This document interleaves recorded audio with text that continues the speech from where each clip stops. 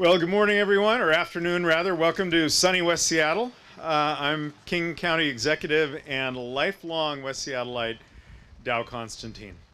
In exactly 1 month, the state will permanently close the Alaskan Way Viaduct. This is a sentimental moment for some of us in West Seattle. Known this road our whole lives. That's where I learned to drive in large part. It is now finally going to close and open up the city's waterfront for all. It's one of the final steps in a transformation that is really going to remake the city of Seattle and give us that waterfront back. In the long term, we will benefit from one of the most ambitious civic projects in our region's history. But in the short term, January 11th will kick off what transportation wonks refer to as the period of maximum constraint, also known as Viadoom, or Carmageddon, or more recently, the Seattle Squeeze. That's why, along with every other elected official in our region, I'm encouraging everyone who can to work from home or enjoy some well-earned free time off from work during a 3-week period starting in January. But for those of you who don't have that option, we are taking every possible action to help get you to work and get you home again each day using all available equipment. We have 20 King County Metro buses on standby that we can quickly deploy when buses run into traffic. We have, starting January 14th, the first weekend of the viaduct closure, the opportunity to double the water taxi commuter sailings, and we're going to add a midday sailing. And we will expand our free water taxi shuttle service that picks up and drops off passengers right here at this dock on Harbor Avenue. Now today we're announcing another important transportation option. Starting December 17th, customers will be able to use a new mobile app for an on-demand van service to and from the Metro bus routes that cycle through the junction, the Alaska Junction, and also to and from this very dock where the water taxi will be, as I mentioned, providing increased service throughout this period.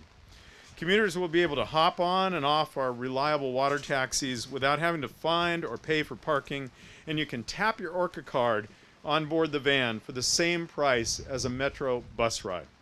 I want to thank Mayor Durkan and the voters who approved the Seattle Transit measure for making a wise investment that will make this service possible. Together, we are expanding the first and last mile service that is already succeeding on the east side. Commuters in Bellevue have boarded our Ride 2 shuttle service more than 2,400 times since we launched the app on October 23rd, and the app has been downloaded more than 1,600 times. Now, while we encourage people to work from home or take time off during the viaduct closure, Mayor Durkan and I realize that many commuters, including many who work for our governments, don't have that option because their jobs simply cannot be done remotely, and people depend on them.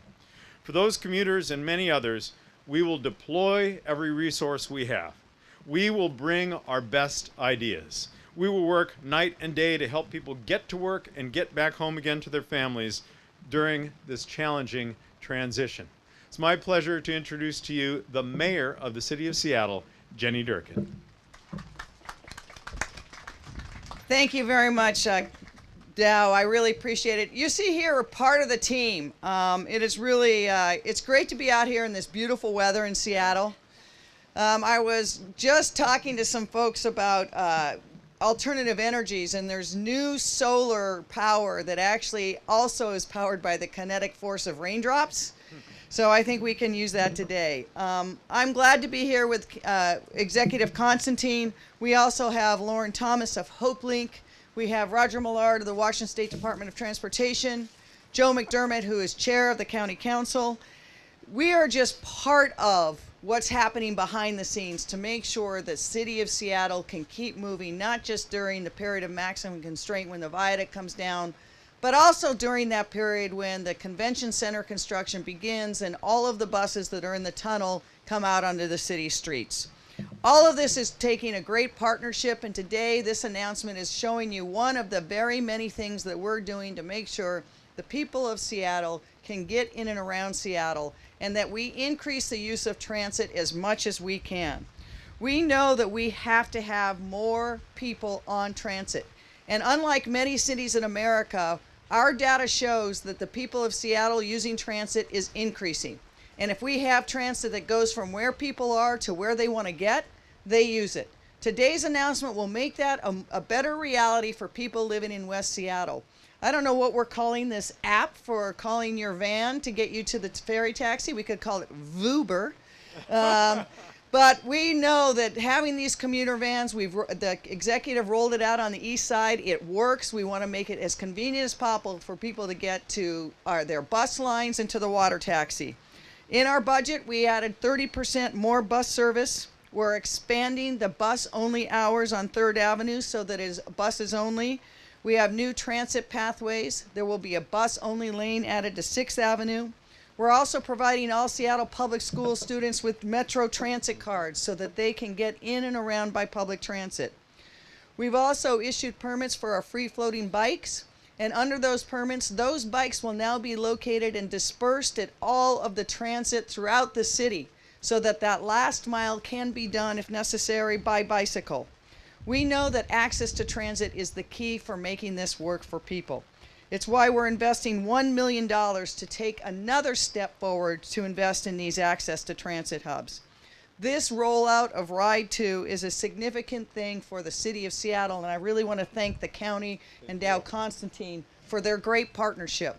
We know that moving Seattle takes a great partnership with the state, the county, and the city. It means we've got to monitor our traffic in real time, which we will do during this period. We have to manage our right-of-way so buses can actually move.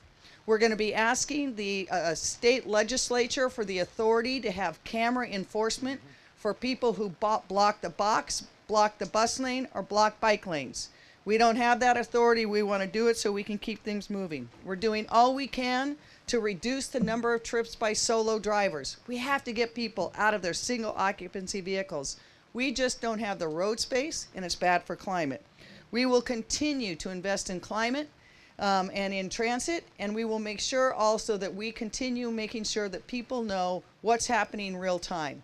We're giving our data real time to some of the great mapping organizations like Google and Waymo to make sure that that people can pull up and know where traffic is. But best is avoid the traffic. Work from home if you can. Get on transit, get on this Ride 2, come take the water taxi. It's a great way to get from West Seattle to downtown Seattle. And if we keep doing these creative things, we know that we can get through this period of time. And then it will be worth it. Because when that viaduct comes down and we improve this waterfront, people in Seattle will have a collective gasp at how wonderful it is. It is going to take time. It's going to present challenges. But in the end, it will be worth it for the city of Seattle because we will be making a better Seattle. So now I have the honor of introducing Lauren Thomas, who will give you some remarks as well, who's the CEO of Hopelink. Thank you. Thank you. Good afternoon, everyone. It's nice to see you all here. I'm Lauren Thomas, and I'm the CEO of Hopelink. I'd like to thank County Executive Constantine and Mayor Durkan for your commitment to expanding accessible, efficient, and affordable transportation options in Seattle and all over the region in King County. And County Executive Constantine, we so appreciate your support of Hopelink throughout King County. Thank you very much for your support. Hopelink has the honor of providing the drivers for the Ride 2 on-demand West Seattle service beginning next week. And Hopelink's vision is a community free of poverty. We provide services for low-income families and individuals in crisis and those gaining stability and gaining the tools and skills to exit out of poverty. We offer healthy food, shelter, energy assistance, adult education, family development, help finding a job, and financial assistance. And we also provide transportation services all over King and Snohomish County. We're very proud of our drivers. We're so proud to play a role in this important new initiative, innovative, car-free connection. Hopelink got its start in 1971 when a number of laid-off Boeing workers helped each other find jobs and then eventually medical appointments, transportation to medical appointments, especially for those who are low income, elderly, or disabled. So Hopelink has been working in the transportation field for 48 years.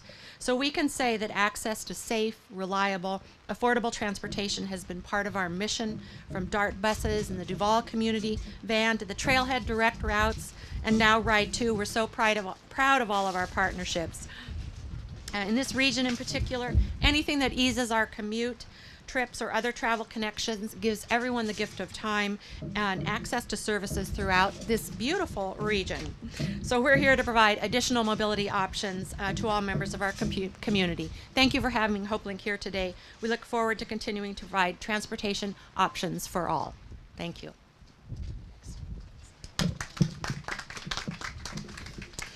Thank you, Lauren. I'm Joe McDermott, Chair of the King County Council and fellow West Seattle resident. And I have to observe, I couldn't imagine a better day to be talking about waterborne transportation. We should also observe that on November 13th, 1851, when the Denny Party first landed, it was raining. We will have some more traffic next month than we did back then. In fact, we know that any given day, there can be challenges getting in or out of West Seattle. And that's why it's exciting to be able to roll out Ride 2 and provide that connection to transit centers, the Alaska Junction and bus service, and here the water taxi, so that people can have waterborne transit that doesn't get stuck in traffic, particularly during the point of maximum constraint, but exactly, but also as a pilot project through most of the next year, so that we can demonstrate its value, its use, as we already have on the east side. And it's more than just for the period in January that we're all worried about, but it's ongoing, and it's more than just getting to work. This is an opportunity to explore more in West Seattle and the Duwamish Peninsula. Take the opportunity to take Ride 2 to the Log House Museum or the Duwamish Longhouse. Experience places that are more difficult to get to by regular transit. Connect with Ride 2. This is a great opportunity, both next month and ongoing, to use the demonstration project as evidence of its great value and continue its service into the future. With that, I'd like to introduce the Secretary of the State Department of Transportation, Roger Millar. Roger? Well, thank you for inviting me. I never get a chance to wear this raincoat, so it's a wonderful opportunity. Tomorrow, we're going to be 30 days away from the longest major highway closure the Puget Sound area has ever seen. On Friday night, January 11th, State Route 99 through Seattle will close for about 3 weeks to build the connections for the new tunnel. Ramp closures before and after the main line closure will affect traffic for up to 6 weeks. Now, this regional disruption is unavoidable. More than 90,000 vehicles use the viaduct each day, and the only way to keep people and goods moving is for everyone to consider alternative ways to get around while we're connecting State Route 99 up to the new tunnel. It's a part of just an exciting series of projects that we're doing, at the end of which you will see light rail from Northgate down to Federal Way, and ultimately from Linwood down to Tacoma and Everett and beyond. You'll see light rail from Issaquah and Redmond coming across I-90. We're reconstructing 520 to provide access for motorists, and a one-seat ride from the east side to South Lake Union. We're putting light rail across I-90. We're rebuilding I-405 and putting bus rapid transit in that corridor, and we're rebuilding Coleman Dock. It's a lot of work. We're doing that all under traffic. While we're doing that work, people need to get to work, goods need to get to market. And all of us, if all of us find ways to change our behavior, then all of us will be better off. There are lots of alternatives to driving alone in your car. That's certainly a choice you can make. But during something like this major closure, try something new out. Ride 2, for example, is an innovative program, and it's timed perfectly ahead of the viaduct closure. It's a great example of the many multimodal possibilities that are available to everyone here in the region. Now, we at WashDOT and SDOT and King County have put together numerous resources on our websites to help travelers find new ways to get where they need to go. So I would encourage folks to look for those opportunities. We're also out meeting with the community. Come and visit with us, or we'll come visit with you. Give us a call. I know the city and the county are encouraging their employees who can to flex work hours or telecommute. WashDOT is doing the same. We're encouraging people to change their trips for 3 weeks and maybe on into the future. When the new tunnel opens next February, after quite the celebration, I hope you come on down for that, drivers will have a much safer way to travel through Seattle. The old and vulnerable viaduct will be demolished soon after, and when the city finishes building the new Alaskan Way, everybody's going to have much greater access to a beautiful world-class waterfront fitting the community that we serve.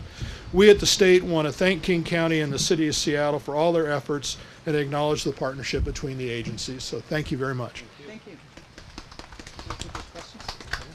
Oh, got one more. How are you? One more, got one more. Hi, my name is Andy Bell. I'm a longtime resident of West Seattle, born and raised in Seattle. Seattle is not the fishing village of my birth. A lot of big changes are happening right now. I have been a water taxi commuter for the last 8 years, riding my bike, walking, parking down here, traveling to the Seattle Center area every day and every afternoon on my way home. There's nothing quite like the water taxi. The crew is amazing. They're impeccable. Of the 8 years that I've been on the boat, there's probably been 3 cancellations. It's incredibly reliable. The traffic on the bay is a little bit different than the traffic on the street. And to be able to take advantage positively to all of those negative ions as you're traveling back and forth from the city and back to this incredible neighborhood of West Seattle, and just to have that transition and that sense of peace while you're traveling is something that you can't put a price tag on. To be able to have access to the water taxi for students, for people like myself who have to go into the city and commute, no, thank you. My students are not coming to my house. So I encourage everybody to really take advantage of what it is that's being offered right now. And together we can get through what we know is going to be challenging, but in the long run, beneficial. Thank you.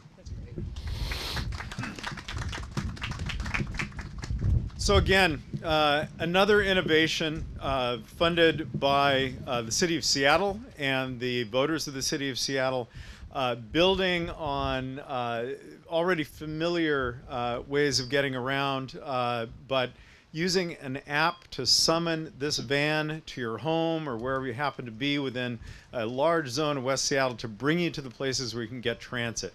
This is another way in which we are helping folks piece together manageable commutes even during time of the period of maximum constraint. We and the experts here would be glad to take whatever questions you might be able to shout over the wind and rain. Anyone? We ought to have these in the rain more often. Yeah? Are we able to download the app yet? Yes. The answer is yes. It's not live because the service isn't live yet. I'm Daniel Rowe with King County Metro, and the app will be available to download when the service starts on Monday, the 17th.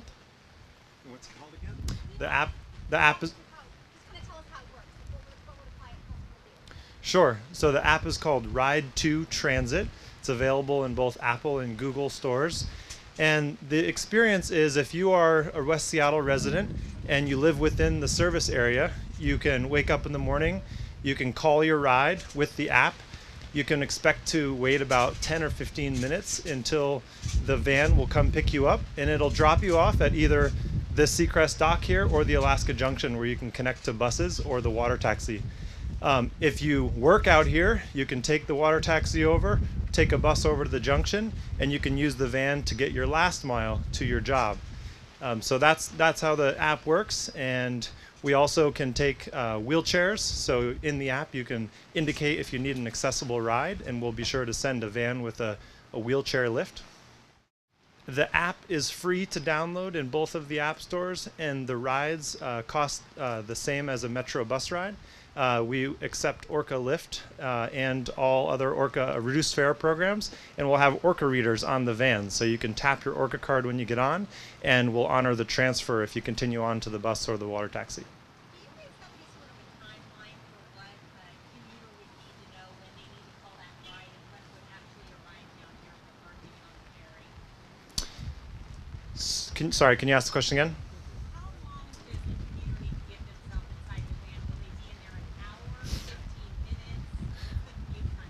Okay, great question. So we drew the service area to make sure that our customers have a good experience. So when they call that ride, they can expect about 10 or 15 minutes for the van to show up. And once they get in the ride, they can expect about a 10 to 20 minute ride into either the Seacrest dock here or to the junction. The rides will be shared, so they may stop and pick up other Metro customers along the way, but we don't expect the ride to take more than 15, 20 minutes. Yes, we accept cash.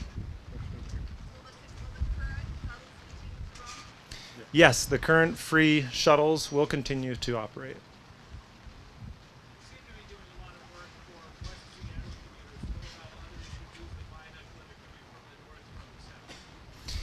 So that's a great question. I think as we heard before, there's a lot of different investments we're making in transit, walking, biking to help people get around, improve mobility in the area. This particular first and last mile service is something we started out in Eastgate a couple months ago, and we're launching here in West Seattle. And it's a pilot, so we'll be watching how this goes. And if it goes well, we're looking to expand it to other parts of the county.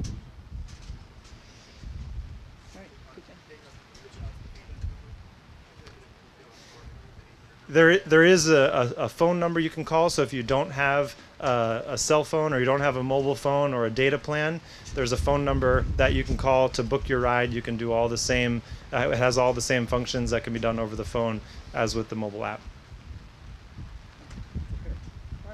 Is everybody cold enough? Okay.